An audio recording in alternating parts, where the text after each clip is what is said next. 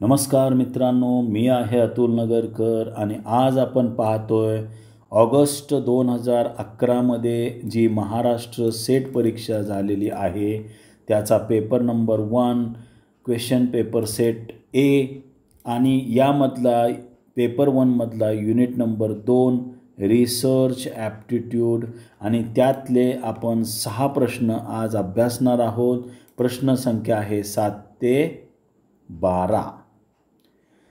तर या प्रश्नपत्रिकेतले जे प्रश्न आहेत, जे 6 प्रश्न आहेत, ते अतिशय चांगल्या घटकांवर ते विचारलेले गेले आहेत।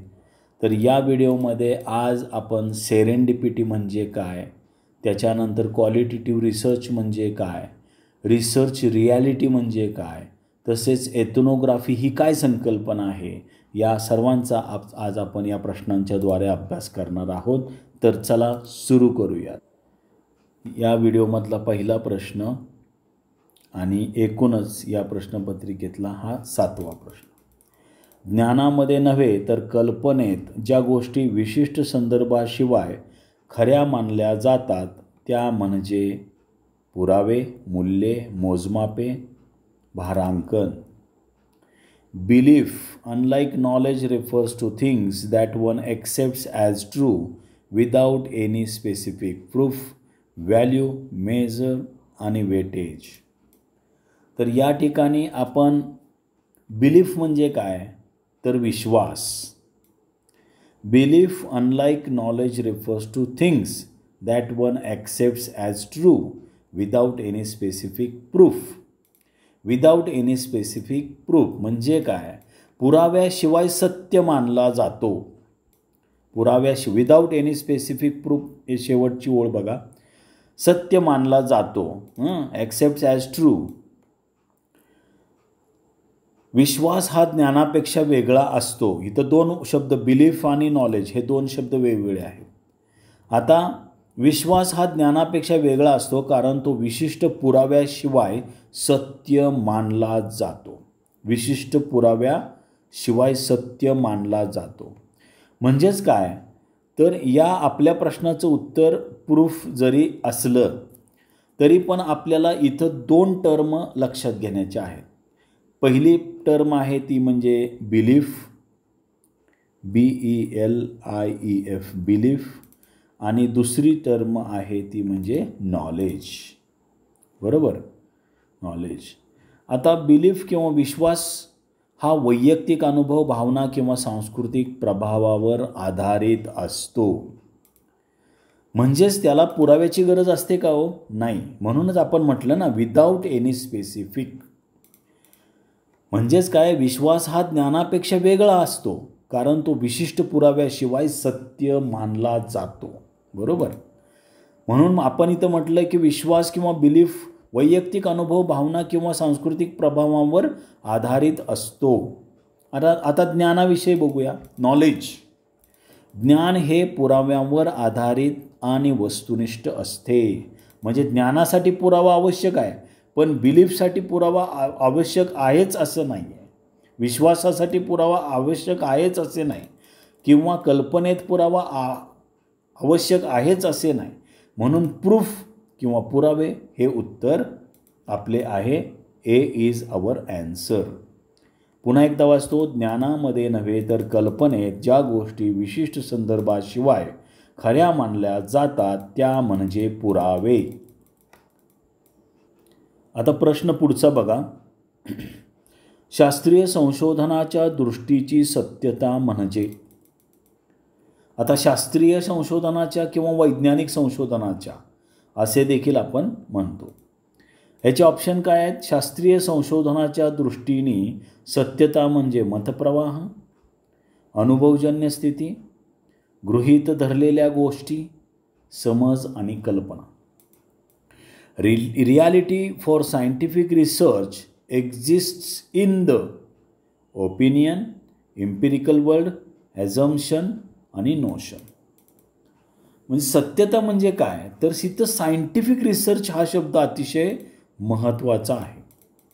मग सायंटिफिक रिसर्चमध्ये तुमची मतं किंवा तुमचा समज किंवा कल्पना याला काय अर्थ आहे का? म्हणून ए आणि डी तर होणारच नाही.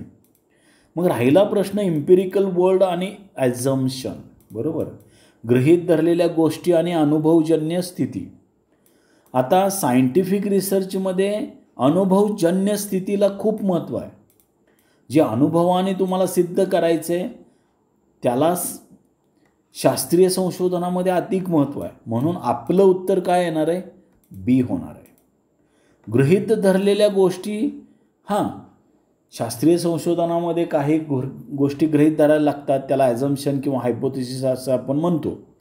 पण अनुभवजन्य स्थिती जी आहे ती जास्त महत्त्वाची आहे. म्हणून इम्पिरिकल वर्ल्ड हे आपलं उत्तर आहे. Reality for scientific research exists in the empirical world. शास्त्रीय संशोधनाच्या दृष्टीने सत्यता म्हणजे अनुभवजन्य स्थिती. B is our answer. आता पुढचा प्रश्न बघा. प्रश्न हा आहे 9वा. जोवर एखादा निष्कर्ष सार्वजनिकरित्या तपासून पाहिला जात नाही तोवर संशोधक तो निष्कर्ष खरा आहे असे मानत नाही. हे तत्व म्हणजे वस्तुनिष्ठता, व्यक्तिनिष्ठता, सेरेंडिपिटी, तटस्थता. आता a research does not accept any finding as true unless the finding is subjected to testing procedure which is open to public inspection. Such a principle is known as objectivity, subjectivity, serendipity, neutrality. आता हा प्रश्न जो आहे म्हणजेच काय हो, की जेव्हा तुम्ही एखादा निष्कर्ष सार्वजनिकरित्या तपासून पाहता तोपर्यंत संशोधक तो निष्कर्ष खरा आहे असे मानत नाही. आणि ही आहे वस्तुनिष्ठता, ऑब्जेक्टिव्हिटी. हे तत्व कोणते आहे? ऑब्जेक्टिव्हिटी. आता ऑब्जेक्टिव्हिटी म्हणजे काय? तर ऑब्जेक्टिव्हिटीला आपण शब्द वापरतो वस्तुनिष्ठता, बरोबर, किंवा निष्पक्षता. म्हणजे काय? तर ऑब्जेक्टिव्हिटी ही पूर्वग्रहाशिवाय सत्य शोधण्याची प्रक्रिया असते. पूर्वग्रहाशिवाय म्हणजे कुठलाही ॲझम्पशन नाही, काय पूर्वग्रह नाही, काय तुमच्या मनामध्ये काही अजिबात तुम्ही कल्पना केलेली नाही, निष्पक्ष आहात तुम्ही. आणि अशा वेळेस जर तुम्ही निष्कर्ष सार्वजनिकरित्या तपासून पाहिले जात असतील तर संशोधक तो निष्कर्ष खरा आहे असे मानतो. जर तुम्ही तपासले तर मानतो. जर तुम्ही तोवर म्हणजे जोपर्यंत सार्वजनिकरित्या तपासून पाहिले जात नाही तोपर्यंत संशोधक तो निष्कर्ष खरा आहे असे मानतच नाही. आणि ते तत्व आहे वस्तुनिष्ठता. आता तुम्ही म्हणाल सब्जेक्टिव्हिटी म्हणजे त्याच्यामध्ये पूर्वग्रह असू शकतो किंवा एखाद्याचं पार्शलिटी त्यामध्ये होऊ शकते, हे आम्हाला माहिती आहे. न्यूट्रॅलिटी म्हणजे तटस्थ माणूस राहू शकतो, ना इकडेही नाही ना तिकडेही नाही, असं तटस्थ न्यूट्रल. पण तुम्ही म्हणाल सेरेंडिपिटी म्हणजे काय? तर ते सेरेंडिपिटीचा अर्थ आपण आता इथं पाहूया. सेरेंडिपिटी वैज्ञानिक किंवा शास्त्रीय संशोधनासाठी सत्यता हे अनुभवजन्य जगात अस्तित्वात असते, बरोबर. हे तर आपल्या प्रश्नाचं उत्तर झालेलं आहे. आता सेरेंडिपिटी म्हणजे योगायोगाने आणि अनपेक्षितपणे होणाऱ्या आनंददायक किंवा फायदेशीर शोधांची घटना. बघा, म्हणजे सेरेंडिपिटीमध्ये योगायोगाने आणि अनपेक्षितपणे होणाऱ्या आनंददायक किंवा फायदेशीर शोधांची घटना असते. आता तुम्ही म्हणाल हे उदाहरणादाखल आपण समजून घेऊया. उदाहरणच घ्यायचं झालं तर पेनिसिलिनचा शोध कोणी लावला? अलेक्झांडर फ्लेमिंग यांनी लावला. बरं, आता फ्लेमिंग यांनी पेनिसिलिनचा शोध लावला. तो कसा लावला त्याचा आपण थोडा उदाहरणादाखल त्याचं उदाहरण घेऊया. त्यांनी काय केलं? स्टॅफिलोकोकस बॅक्टेरियाचा ते अभ्यास करत होते. ते अभ्यास करताना एक पेट्री डिशमध्ये बुरशी वाढताना पाहिली. म्हणजे त्यांचा अभ्यास बॅक्टेरियावर चालला होता.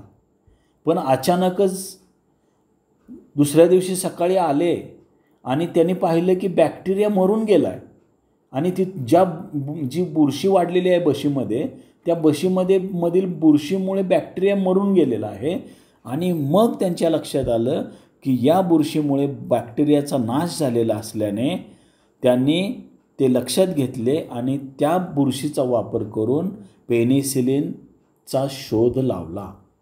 आणि तो पेनिसिलिनचा शोध जो आहे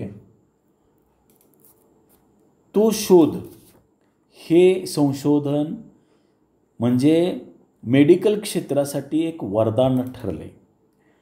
तर अचानकपणे अनपेक्षितपणे योगायोगाने आनंददायक फायदेशीर शोध लागतो त्याला म्हणायचं सेरेंडिपिटी. म्हणजे शोध करायला गेलो वेगळं आणि शोध लागला वेगळा, अशा घटनेला सेरेंडिपिटी, अनएक्सपेक्टेड तुमचा रिसर्च होतो आणि त्याला म्हणतात सेरेंडिपिटी. तर या ठिकाणी ऑब्जेक्टिव्हिटी ए हे उत्तर आहे 9व्या प्रश्नाचं. आता प्रश्न बघा, पुढचा प्रश्न आहे का, कसे, कधी अशा प्रश्नांची उत्तरे शोधण्यासाठी करण्यात येणारे शास्त्रीय संशोधन म्हणजे परस्पर संबंध संशोधन, सर्वेक्षण पद्धतीचे संशोधन, गुणात्मक संशोधन, संख्यात्मक संशोधन. The research method which has the objective of understanding the question like why and how along with question like what refers to correlational research, survey research, qualitative research, quantitative research. तर हा प्रश्न तुम्ही म्हणाल सर यामध्ये उत्तर तर D आहे, sorry C आहे, उत्तर सी आहे आपलं. तर उत्तर तर सी आहे, गुणात्मक संशोधन, गुणात्मक संशोधन, क्वालिटेटिव्ह रिसर्च. परंतु यामध्ये या गुणात्मक संशोधनामध्ये 3 प्रश्नांची उत्तरं शोधण्याचा प्रयत्न होतो. का, कसे, कधी या 3 प्रश्नांची उत्तरे जर तुम्हाला मिळवायची असेल तर तुम्हाला क्वालिटेटिव्ह रिसर्च करावा लागतो. मग क्वांटिटेटिव्ह रिसर्चमध्ये कोणत्या प्रश्नाचं उत्तर मिळतं तर ते आहे व्हॉट, ते आहे व्हॉट. म्हणून त्याने म्हटलं आहे बघा इंग्लिशमध्ये along with the questions like what. म्हणजे व्हॉटची उत्तरं कोरिलेशनल रिसर्चमध्ये पण मिळतात, सर्वेमध्ये पण मिळतात आणि क्वांटिटेटिव्ह रिसर्चमध्ये पण मिळतात. परंतु का, कसे, कधी या प्रश्नाचं उत्तर क्वालिटेटिव्ह रिसर्चमध्ये मिळते. म्हणून क्वालिटेटिव्ह रिसर्च हे आपलं उत्तर आहे. का, कसे, कधी अशा प्रश्नांची उत्तरे शोधण्यासाठी करण्यात येणारे शास्त्रीय संशोधन म्हणजे गुणात्मक संशोधन होय. सी हे आपलं उत्तर आहे. आता प्रश्न पुढचा बघा, प्रश्न अतिशय चांगला आहे. एखाद्या संस्कृतीचे तपशीलवार आणि परिपूर्ण चित्रण म्हणजे the detailed holistic description of the way of life of a culture is known as ethnography, ethnology, ethnostudy, ethnic description. मग आता हे जे प्रश्न आहे ना ती एका कंटेंटची किंवा एका टर्मची डेफिनेशनच आहे. मग कुठल्या टर्मची डेफिनेशन आहे तर इथे जे ए टर्म जे आहे ना एथनोग्राफीची डेफिनेशन आहे. काय डेफिनेशन आहे हो तर the detailed holistic description of the way of life of a culture is non ethnography. Ethnography म्हणजे त्याला सांस्कृतिक नृविज्ञान असं म्हणतात. सांस्कृतिक नृविज्ञान असे म्हणतात, नृविज्ञान असे म्हणतात. मग हे एथनोग्राफीची डेफिनेशन आहे असं आपण म्हटलं. मग त्याच्यामध्ये holistic description of the way of life of culture म्हणजे कल्चर हा शब्द आला. संस्कृतीचे तपशीलवार आणि परिपूर्ण चित्रण करणे म्हणजे एथनोग्राफी आहे किंवा सांस्कृतिक नृविज्ञान आहे.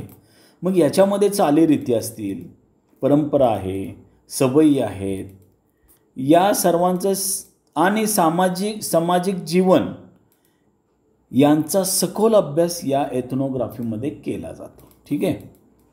आता एथनोलॉजी, आता तुम्ही म्हणाल एथनोलॉजी म्हणजे काय नेमकं तर एथनोलॉजी जो आहे त्याला आपण मराठीमध्ये काय म्हणतो मानववंशशास्त्र.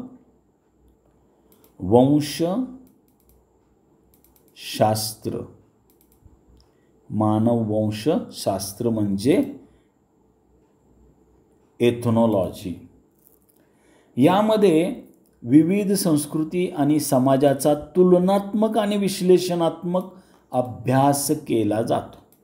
म्हणजे काय? विविध संस्कृती आणि समाजाचा तुलनात्मक आणि विश्लेषणात्मक अभ्यास ज्या शाखेमध्ये केला जातो त्या शाखेला म्हणतात एथनॉलॉजी. एथनॉलॉजी, बरोबर, मानववंशशास्त्र असं म्हणतात. आता तुम्ही म्हणाल एथनो स्टडी म्हणजे काय? तर एथनो स्टडी जो आहे, आता ह्या सीमध्ये मी तर आपलं उत्तर एच आहे त्यामुळे ए लिहूयात. पण एथनो स्टडी जो आहे त्याला मराठीमध्ये असं म्हणतात सांस्कृतिक अभ्यास. स्टडी म्हणजे अभ्यास आणि एथनो म्हणजे सांस्कृतिक. एथनो स्टडी म्हणजे सांस्कृतिक अभ्यास. यामध्ये विशिष्ट समाज किंवा गटाच्या सांस्कृतिक जीवनशैलीचा सखोल अभ्यास केला जातो. यामध्ये त्यांच्या परंपरा, चालीरीती, सामाजिक व्यवहार आणि जीवनशैली यांचा समावेश असतो एथनो स्टडीमध्ये. मग तुम्ही म्हणाल एथनोग्राफी आणि एथनो स्टडीमध्ये काय फरक आहे?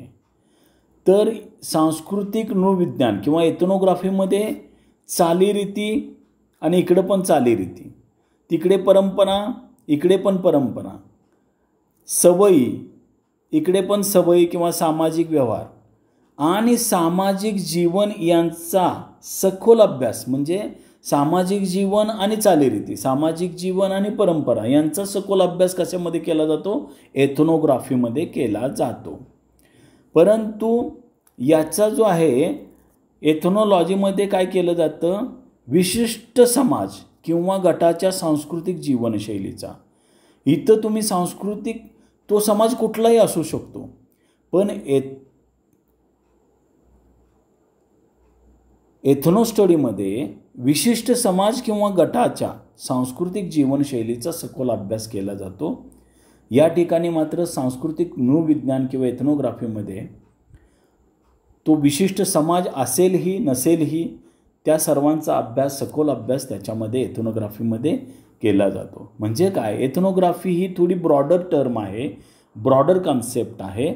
एथनो स्टडी हा थोडा शॉर्टर कन्सेप्ट आहे, थोडा लहान कन्सेप्ट आहे.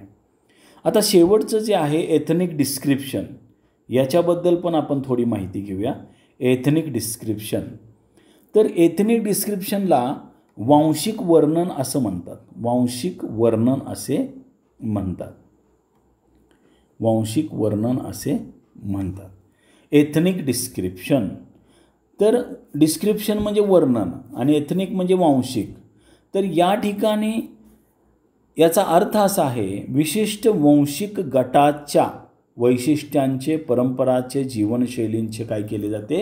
वर्णन केले जाते. विशिष्ट वांशिक गट आहे. मगाशी जो होता एथनो स्टडीमध्ये तो विशिष्ट समाज होता, विशिष्ट गट होता, पण विशिष्ट वांशिक गट नव्हता. हे या ठिकाणी लक्षात ठेवण्याचं आहे. तर या प्रश्नाचे उत्तर आहे एखाद्या संस्कृतीचे तपशीलवार आणि परिपूर्ण चित्रण म्हणजे एथनोग्राफी किंवा त्याला आपण सांस्कृतिक नृविज्ञान असे देखील म्हणतो. The detailed holistic description of the way of life of culture is known as ethnography. A is our answer. थोडा हा प्रश्न जास्त एक्सप्लेन झाला असेल, परंतु त्या सर्व गोष्टी तुम्हाला सांगणं गरजेचं होतं. तरच आपल्याला ethnography, ethnology, ethno study, ethnic description या तिन्ही कन्सेप्ट आपल्याला व्यवस्थित कळणार आहेत. प्रश्न बघा, हा या व्हिडिओमधला शेवटचा प्रश्न आहे. माहिती गोळा करण्यासाठीच्या साधनाची पूर्वचाचणी कोणत्या पद्धतीत केली जाते? Pre testing of investigative tool is done in the case of. तर माहिती गोळा करण्यासाठीच्या साधनाची पूर्वचाचणी कोणत्या पद्धतीने घेतली जाते? आणि याचं उत्तर आहे क्वेश्चनियर, प्रश्नावली. डी हे आपलं उत्तर आहे. कारण इंटरव्ह्यू होणार नाही, केस स्टडी होणार नाही, ऑब्झर्वेशन होणार नाही. आता तुम्ही म्हणाल कसं होणार नाही? कारण बघा, ज्यावेळेस तुम्हाला प्री टेस्ट आणि पोस्ट टेस्ट, जिथं प्री टेस्ट आली तिथं पोस्ट टेस्ट आली, बरोबर. म्हणजे अगोदर तुम्ही चाचणी घेतली त्याला आपण प्री टेस्ट म्हणतो. त्याच्यानंतर तुमचा जो काही प्रोग्राम असेल तो एक्झिक्यूट केला आणि तो एक्झिक्यूट झाल्यानंतर परत तुम्ही काय करता? पोस्ट टेस्ट घेता. या दोन्हीमध्ये एक टूल वापरलं जातं, ती प्रश्नावली वापरली जाते. मग प्रश्नावलीची काठिण्य पातळी सेम ठेवून तुम्ही प्रश्नांचा बदल देखील करू शकता किंवा प्रश्न तेच ठेवू शकता. अशा पद्धतीने प्रश्नावलीचा वापर करून तुम्ही प्री टेस्टिंग इन्व्हेस्टिगेशन करू शकता. त्यामुळे या ठिकाणी टूल येणार आहे क्वेश्चनेअर हे टूल येणार आहे. त्यामुळे pre testing of investigative tool is done in the case of questionnaire. D is your answer. तर आज या ठिकाणी आपण ऑगस्ट 2011 या परीक्षेतील पेपर नंबर 1 त्यातील युनिट नंबर 2 रिसर्च ॲप्टिट्यूडचे 6 प्रश्न आज आपण अभ्यासलेले आहेत. आणि या प्रश्नांमध्ये सेरेंडिपिटी, क्वालिटेटिव्ह रिसर्च, एथनोग्राफी या संकल्पना देखील मी तुम्हाला समजावण्याचा प्रयत्न केलेला आहे. आय होप हा व्हिडिओ तुम्हाला आवडला तर तुम्ही त्याला लाईक आणि शेअर देखील करू शकता. आणि जर तुम्ही नवीन असाल या चॅनलवर तर तुम्ही हा चॅनल सबस्क्राईब देखील करू शकता. खूप खूप आभारी आहे.